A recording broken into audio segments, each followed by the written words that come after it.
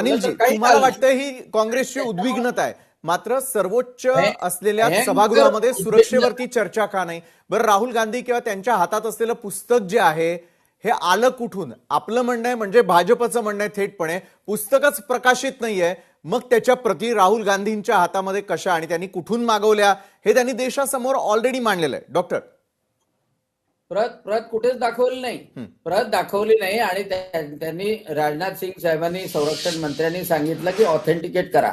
तसंही तुम्हाला सांगतो की लोकशाहीमध्ये, लोकसभेमध्ये किंवा राज्यसभेमध्ये कोणतंही वर्तमानपत्र, कोणतंही पुस्तक, कोणत्याही टीव्हीच्या चॅनलवरची न्यूज, विधानसभेमध्ये सुद्धा त्याच्यावर चर्चा कधी होत नसते.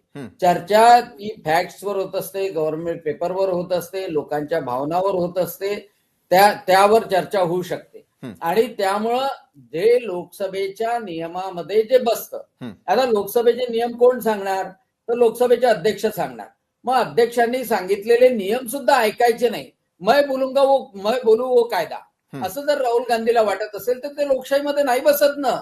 म्हणजे तुमच्या घरची खेती नाहीये ती लोकसभा. काही तुम्ही म्हणाल तसं थोडी चालणार आहे.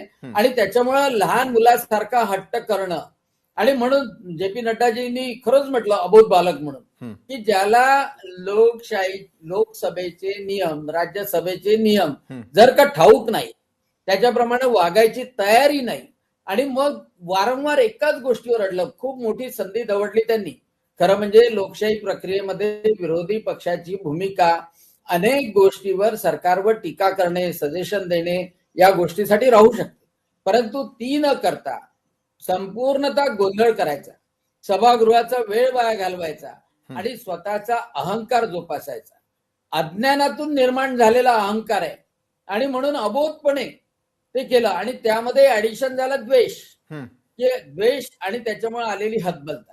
आणि मग हतबलतेमध्ये काय करायचं तर गोंधळ करायचा, किंवा कोणाच्या अंगावर जायचं. जसं बळवंतराव गेले त्या निशिकांत दुबेच्या अंगावर, किंवा त्या महिला खासदार ज्या आहे त्या मोदीजीच्या आसनाच्या समोर जातात, मोदीजींना अडवण्याचा प्रयत्न करतात आणि असा प्लॉट करतात. संपूर्णतः हे सगळं माहित आहे सगळ्यांना की मोदीजींना आज बोलू द्यायचं नाही. वाटलंच तर झटापटी झाली तरी चालेल, हिंसाचार झाला तरी चालेल. हिंसाचाराचं समर्थन काँग्रेस करते असं तुम्ही म्हणताय एका बाजूला. मी आपल्याकडे पुन्हा एकदा नाही, त्यांचा आता अजेंडाच झालेला आहे. त्यांचा